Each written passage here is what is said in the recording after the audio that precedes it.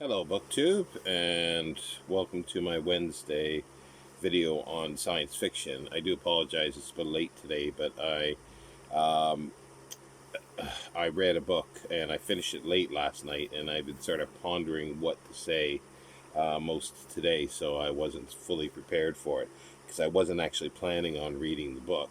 And the book in question here is Edward James' Science Fiction in the 20th Century.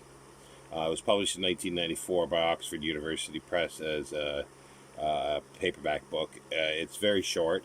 There's like 210 pages of text, just over that, with bibliography and notes at the end. As I say, I wasn't planning on reading this. I came across it in a reference talking about how it's a general history, but Edward James sort of brings in historical and cultural things of the 20th century to not just textual based, but it's and on the back here it says it is the first book to challenge the traditional approach to science fiction as a series of texts and authors.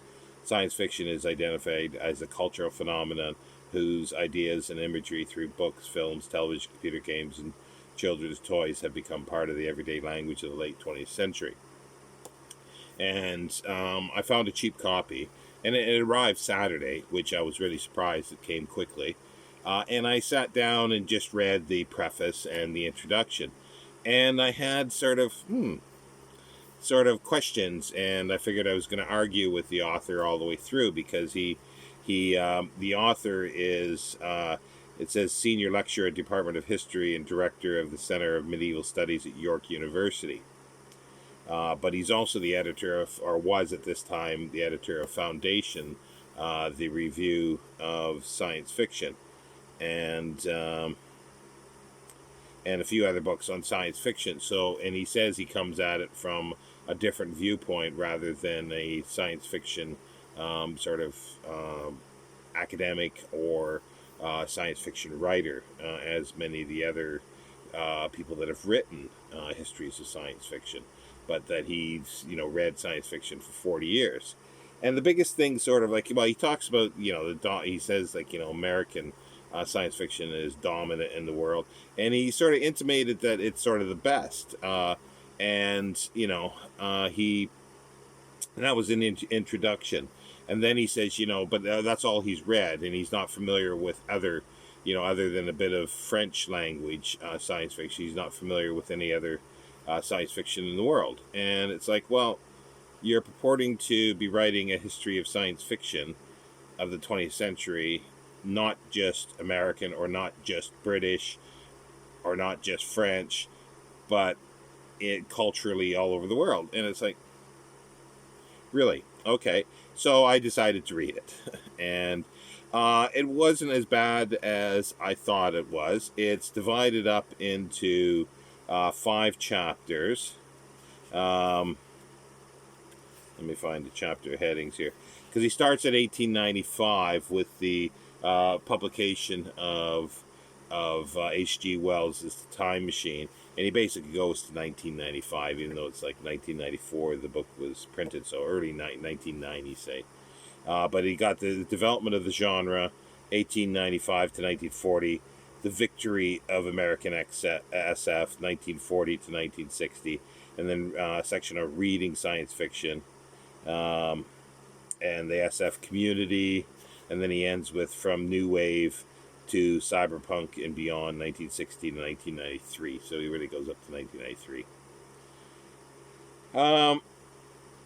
And he referred, like he footnotes pretty well, or endnotes in here, and the bibliography. I'm familiar with 90% of the material that's in the bibliography. There's a few things that I wasn't, which were nice new sort of discoveries. But when he talks about primary texts, meaning the science fiction stories or novels, he usually refers to somebody else's summation of the stories in general, not always, but a lot of it. And I thought, that's a criticism that I have for this. And it's supposed to be bringing in historical and cultural aspects, but like World War One really isn't mentioned at all, nothing at all. And then World War Two really has no impact on things. The obviously the atomic bomb does a little bit, but it's just very cursory that he pulls in this stuff. It's more he's more as if writing of how the texts have affected cultural and historical, maybe not historical so much, but cultural aspects. But he doesn't really get into the nitty gritty of it, and he does use certain texts as an explanation for his thesis and his ideas, but they're not maybe always the best examples, because the main issue with something like this is it's a general history. It's so short. It's just over it's 210 pages of text of the history. So you're just gonna skim across the surface, and that, which is okay for an introduction.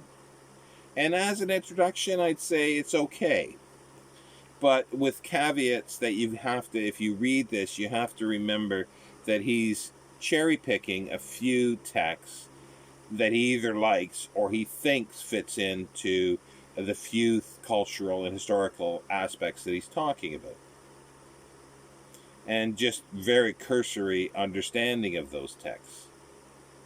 He tries to do almost a definition of science, but he's just all over the place with that. Like, I don't even want to get into what he tries to do here, because it's not very clear actually what he's trying to do, because there's not enough meat, not enough text and things in the in the book to really get a grasp of what he's actually trying to say. And when he does, like, he concentrates a little bit in the 50s on science fiction. Science fiction films. The sort of atomic scare of the 50s and all the 1950s sort of science fiction schlock, if you want to call it that. And he touches slightly on TV science fiction, but no mention whatsoever of radio science fiction. That doesn't exist, which was a huge thing. Obviously, before TV, radio was a huge thing, and films. And he only mentions a couple films. He mentions Fritz Lang's The Woman in the Moon. He mentions Metropolis and Theobald Harbo writing this, and really not really anything about how it connects to the cultural aspect of Germany, of Weimar Germany, and then as the fascists are starting and the communists are taking. There's so much there that can be done.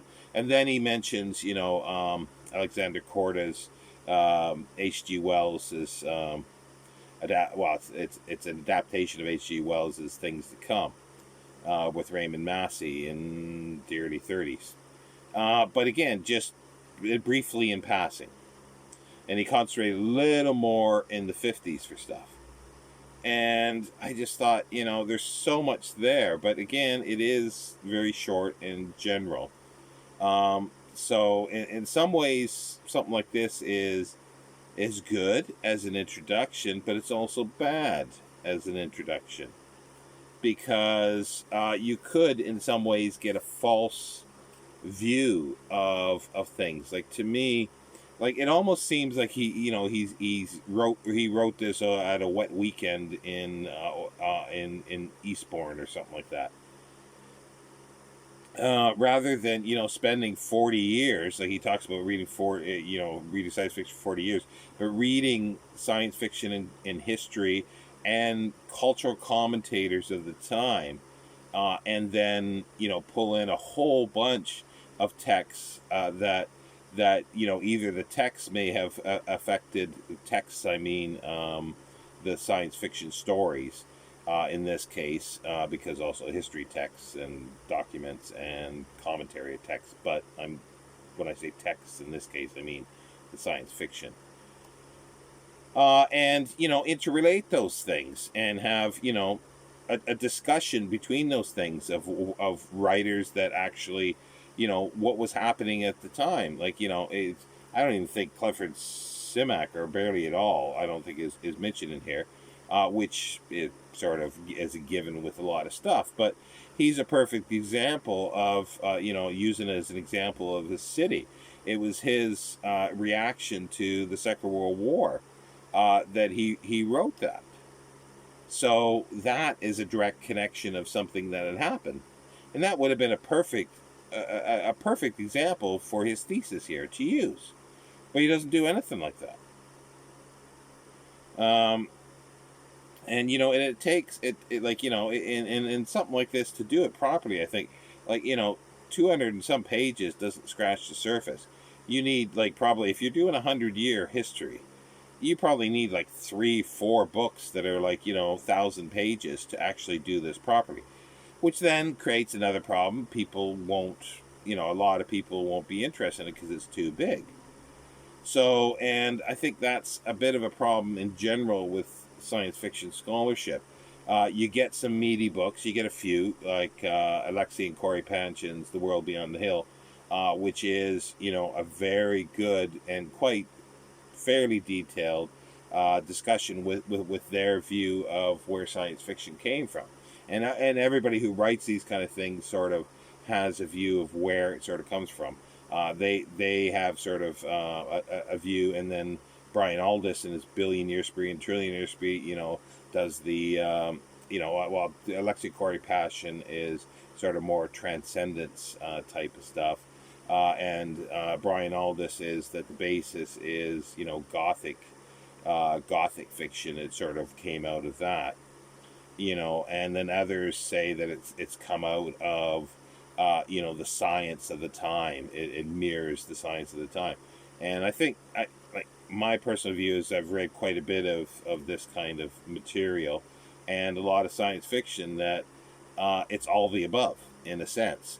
And at times there's sometimes where the history or the cultural things really impact the science fiction, and then other times it doesn't impact it so much. It's scientific things that are happening at the time really impact it. And that's where a closer analysis needs to be. So as I say, and there's not many people like Corey and Alexei Panchin spent basically 40 years, researching that book, and that's what needs to be done. And most are not prepared to do it. And that's why I think a lot of books, especially things like this, that try to pull in, and it doesn't have to be science fiction. It can be anything. It can be other fiction or any subject at all. They try to pull in other disciplines and things like that. That it either gets very cursory, very lazy like this, very easily done, or it's not done at all, or maybe people are working on it and never finish it, or like with science fiction, it's small studies, essays on little aspects of things, and through the past, because there's a lot of that. But there has been books that have tried to bring through the history. Like I've got history of 3 volumes by John, I think it is, not Jack, John Pierce, I think it is, yeah. That he does a thematic history rather than chronological history, so it's a different way of doing things. And it's 3 volumes, 200 some pages each, about 700 or so pages, maybe 800, which is fine. But anyway, that's sort of different, the way different people do it. And the way he does it, as I say, it's a very good introduction. It's like it's like an extended Wikipedia article. That's what this is, I would say. And there are some pluses to it as well. The bibliography is pretty good, and he references stuff that's pretty good. And then there's a few other things, like he does something that's kind of interesting. He when he gets up into the 70s, which I found kind of interesting because usually you don't see this kind of stuff in histories of science fiction. He brings in like rock music, David Bowie's, Commander Tom, and Jefferson Airplanes, borrowing stuff from Robert Heinlein and Ray Bradbury and Pink Floyd, and he names a few other things, but he misses, I think, a really important one, that if you want to use this as a thing of people using science fiction, there's so many things like this. Uh, you know, um, there's it's like anything. I'm trying to think of the name of the group, but that did like Edgar Allan Poe, Tales of Edgar Allan Poe. Is that Emerson, Lincoln? No, I'm not sure, but anyway, it's a '70s thing. But there's people that did that, and he misses Rush. The rock band Rush. 2112 is, it's sort of like a bit of Canticle for Leibowitz, but it's a science fiction song story. And then they do other stuff that is sort of fantasy related, almost Tolkien related, and other sort of folklore and fantasy. And he pulls, and the writer, that Neil Peart, that wrote all this stuff, he used science fiction books a lot of times to give the idea for the songs, and he borrows stuff from this, which I find a fascinating thing. And it's I do like the fact that he's done this, but I think he missed the boat, where he could have just had a page or two, just add an extra page or two, and talked about Rush, and just said, here's a shining example of how that has affected, one thing affecting another, science fiction affecting the music. That there was the period of the progressive rock, in the 70s, 60s, 70s, and here's an example where science fiction has influenced that.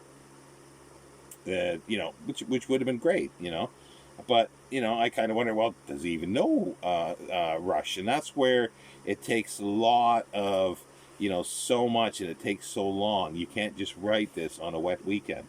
And he ends up on the third last page here with something that's very weird, and it's from New Wave to Cyberpunk and beyond. And he's sort of summing things up, and I'll read this here.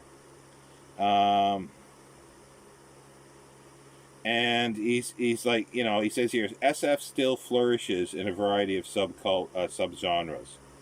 There has been a vogue for alternative histories since the late 1980s, with anthologies about how the world might be if Hitler won, or with alternative versions of the careers of American presidents. There is the subgenre of steampunk, of which William Gibson and Bruce Sterling's The Difference Engine, 1990, is the best example. Questionable, but fine. It's his opinion. And then it says, fantasy or SF story set in an alternative version of Victorian London. Okay, yeah, there's a lot of that. But then he goes in brackets here. This is, of course, best done by American writers publishing wisdom runs, as British proponents tend to be too British. What the does that mean? It's just he says there has been a growing subgenre of military SF, yeah, and SF still persists in thinking seriously about the future and about itself. But you do get this thing that he thinks that American SF is the best. It's different. It did develop in a different way, and it did, like a lot of American culture does permeate and take over in some places, or influence. There is a difference between, if you're talking just English science fiction, there is a difference between American science fiction and British science fiction. And a lot of that, like, it's been noted in many writings that British science fiction is from the 40s and 50s is a bit darker than American. The American science fiction is a bit more optimistic, and there's a bit of more pessimism in British science fiction. And then you move to other countries, like you go to Soviet era times, the communist countries, and there's going to be a different view there, and it's either going to toe the line and do the communism is best, or it's going to subtly subvert that. And that's the one thing he does briefly mention, this, that science fiction, because it was sort of ghettoized and thought, oh, it's just it's science fiction, we don't need to worry about that stuff, Buck Rogers stuff and so forth, we don't need to worry about that it was able to subvert and criticize things that were going on. That if they tried to do this in other mainstream fiction, it would never have got published. It would never have got through, to the editors of the magazines, and it would have popped up, because even, they did for a while, like having scientific actual things in there about atomic bombs and stuff like this. That was done in comics occasionally at the time, and that was sort of squashed a little bit, but usually it didn't get on anybody's radar. And there's a lot of stuff that was written sort of criticism of the McCarthyism, the witch hunts of McCarthy, of communism witch hunts, the Hayek, the House of Un-American Activities, or whatever it is. But, and it ruined a lot of careers for, Hollywood writers and so forth.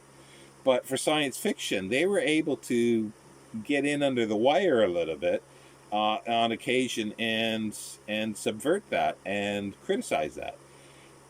And that is, I think, is a very important thing. Like that is basically a huge study just in itself of science fiction subverting, things that it, because it is a, it gets in under the wire and it's dismissed.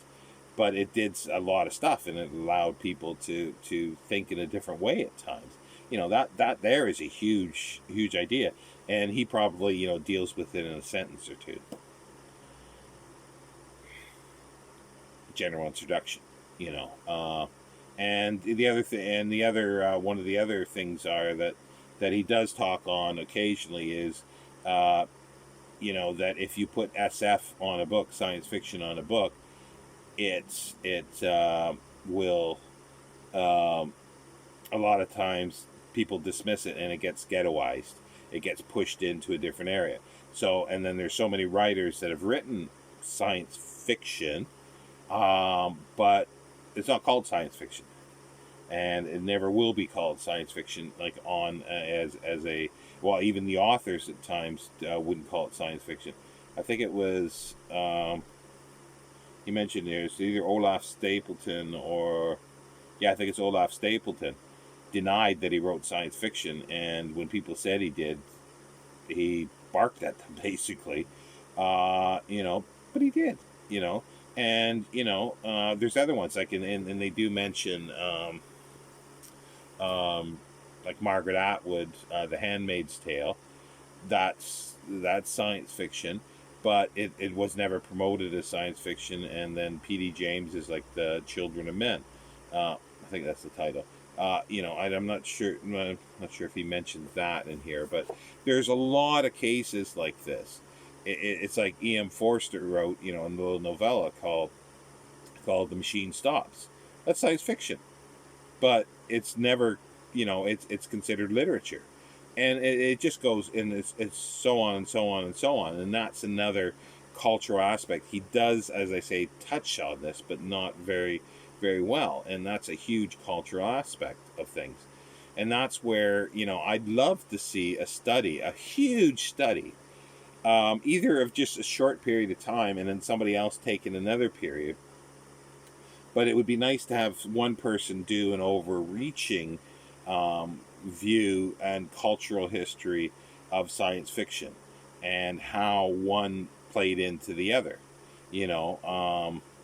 And because I mentioned Clifford Simak, it would be fantastic to do a study of his fiction, with City, and how it did impact the World War II did on that, and even too because he was an editor of a newspaper, and he wrote a lot of science, popular science articles for the newspaper, the Minneapolis Tribune and Star. And there are connections between things that he's writing about, or what is happening in the science world, and then the story he writes. Or he gets the idea for the story, and then he looks at, because of the writing of the idea for the story, he looks into the scientific aspect of that, and he writes a little article. Like, those are the types of things that need to be done in a book, that if you are purporting to do a cultural and historical sort of comparison of the impact of that on science fiction, of history and culture, or the impact of science fiction on culture. Because there definitely is, because the science fiction had the impact on the culture, because it takes a while to do that kind of thing.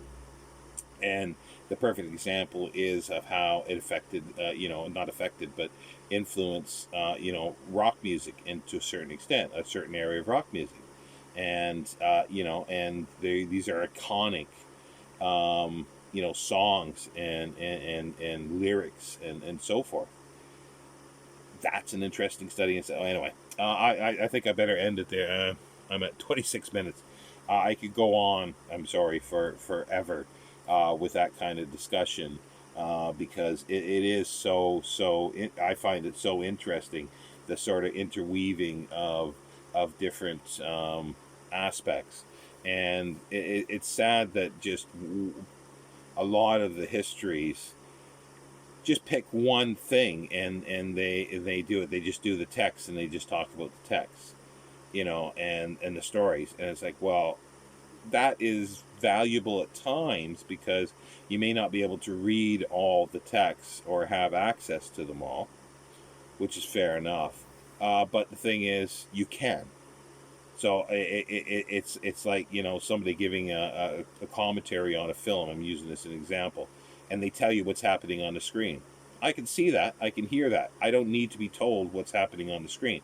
What I want in a commentary is the background, the production stuff, what happened on that day, or things that the writer changed and what influenced this, or something that the actor or actress were doing, the director was doing, and so forth. I can see what's going on there, and with science fiction, I can read what the story is. What I want is the background. What they're saying this, but where does that come from? What does that mean? Or there's references to other things in there. Those are things like it's a partial sort of annotation of the story, but it's also a little more detail. It's comparison. It's comparative and analysis of. Anyway, I will stop it there. But yeah.